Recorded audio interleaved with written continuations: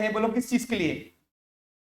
आज हम फिर से यूनिट 2 के चैप्टर 3 के अंदर इशू ऑफ शेयर्स का नाम था, उसके अंदर हम देखने वाले what is exactly the issue of share and companies के पास कितने सारे ऑप्शन है कि वो शेयर किस किस तरीके से बेच सकती है।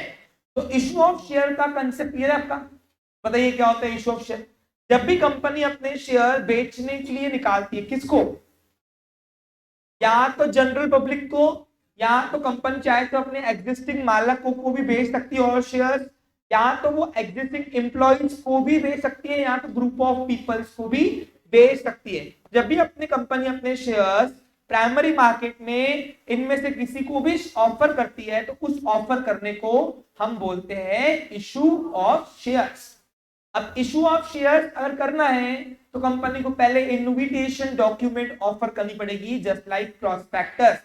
और मजे की बात क्या है, अलग अलग ऑफरिंग करने का अलग अलग इन्विटेशन डॉक्यूमेंट है, और वो ऑलरेडी मैंने आपको 11th में टाइप्स ऑफ प्रॉस्पेक्टर के माध्यम से पढ़ाया हुआ है, और कहा था कि टाइप्स ऑफ मेथड भी आपको 11th में ही पढ़ाया गया था, याद करो अगर आपको नोटिस होगा तो। जिस वक्त मैंने आपको टाइप्स ऑफ प्रोस्पेक्टर पढ़ाए थे उस वक्त मैंने टाइप्स ऑफ मेथड भी आपको पढ़ाए थे, क्योंकि प्रोस्पेक्टर निकालने के तरीके अलग अलग इसलिए है क्योंकि शेयर बेचने के तरीके भी अलग अलग है, इसीलिए शायद से ये वीडियो स्किप हुआ है ना अपना 11 से। हाँ तो अभी सीख लो, यहाँ पे ध्यान दो।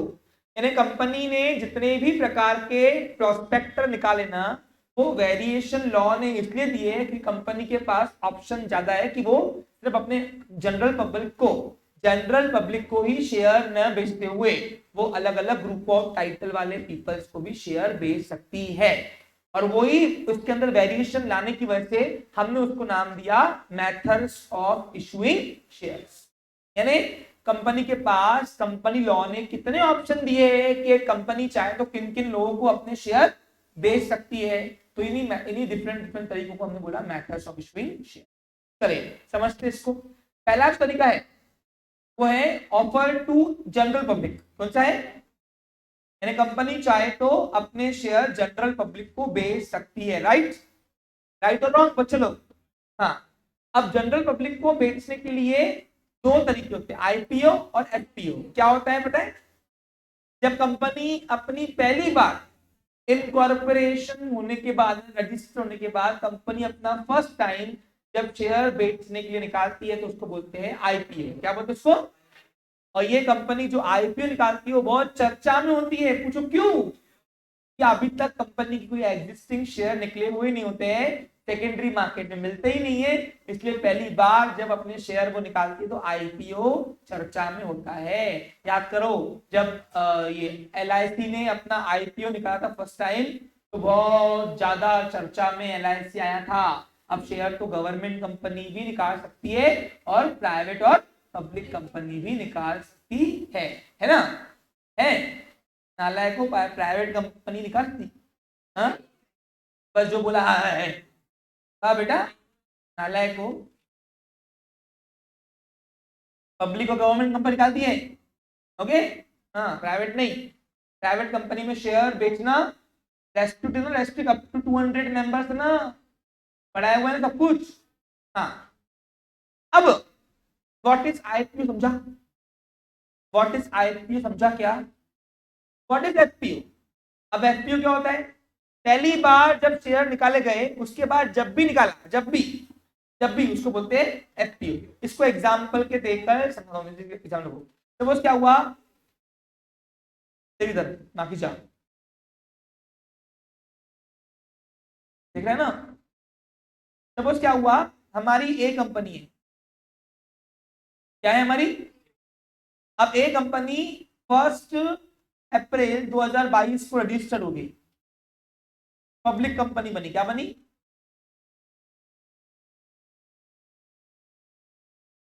ठीक है, मानते हो कि नहीं?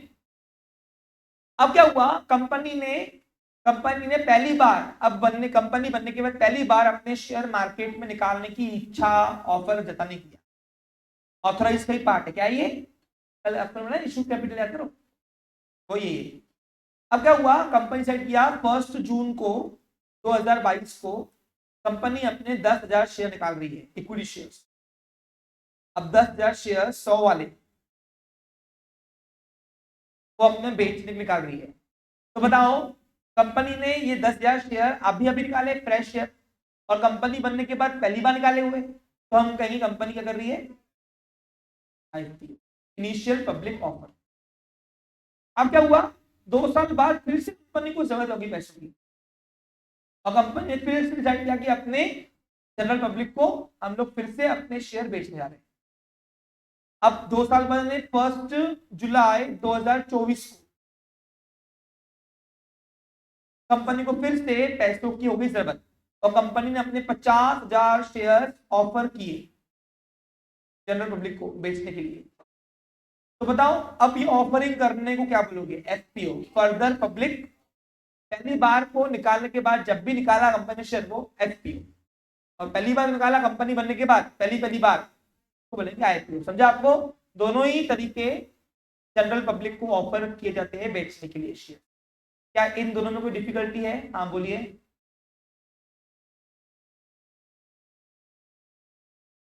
हाँ हाँ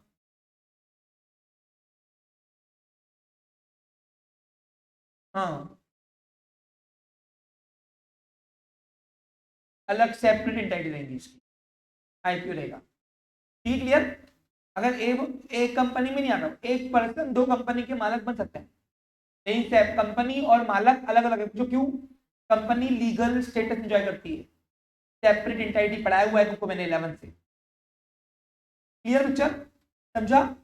रिलायंस का पॉलीकैप भी है और उसका फैब्रिक भी आता है, रिलायंस का प्लास्टिक में भी है, वो भी है। प्लास्टिक कंपनी उसकी अलग है, ये अलग है। दोनों के आई जब पहली बार शेयर निकालेंगे तो आईपीओ ही कहलाएगा उसको। Got it, my point clear है पिक्चर, आगे बढ़ू चलिए। हाँ अब आईपीओ एफपीओ समझ में आया।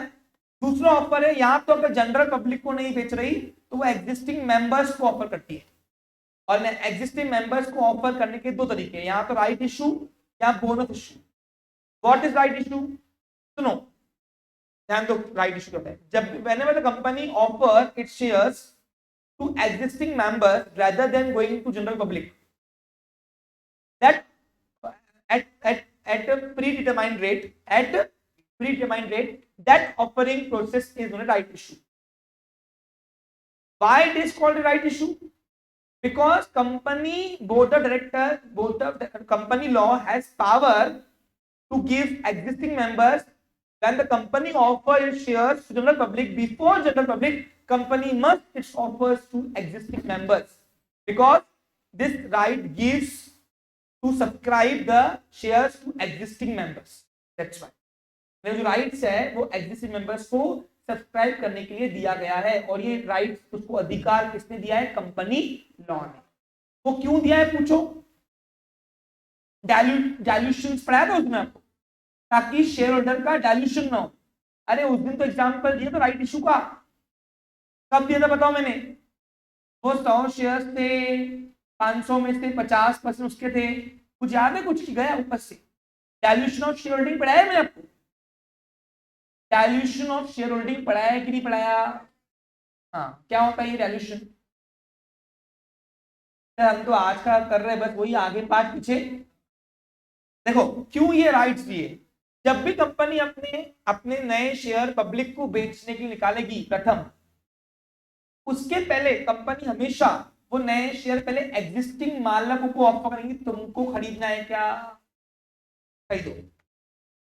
अगर तुम नहीं खरीदते हो तो हम पब्लिक के पास जाएंगे कि हमको तो पैसा चाहिए, हमको तो पैसा चाहिए। तो वो जो शेयर ऑफर किए गए ना खरीदने के लिए, परचेस करने के लिए, उसको बोले राइट इशू।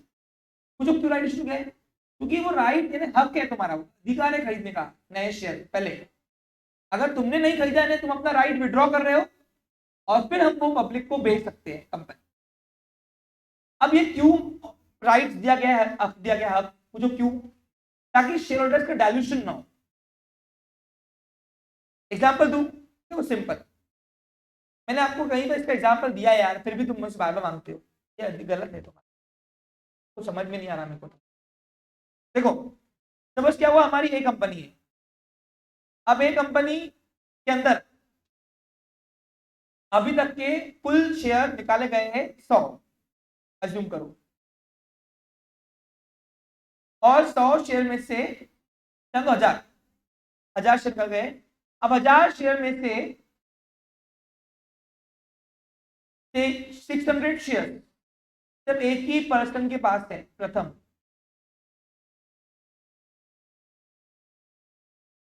और 400 शेयर 400 शेयर जो होते हैं वो पब्लिक के पास है। यानी मैं बोलता हूं कि इसकी जो होल्डिंग है वो 60% है और सभी की मिला के, तो मैं बोलता हूं कि ऑर्डिनरी रेजोल्यूशन जो है वो अकेला ही पास कर देगा। बहुत बार लाइट गई है एक्चुअली, पता है आपको, बहुत बार है क्रॉस लिमिट कर चुका है। ठीक है, यहां ध्यान दो चलो, मैं कुछ टेक्निकल इशू होने की वजह से सेशन रिपीट कंटिन्यू कर रहा हूं। जैसे काम कर तो बाद में ब्रेक लेता हूं। हाँ सुनो, अब क्या हुआ, अब ऑर्डिनरी सॉल्यूशन अकेला तो यही पास कर लेगा कोई भी, इसके बोलने पर हो गया, बाय मैनेजमेंट बाय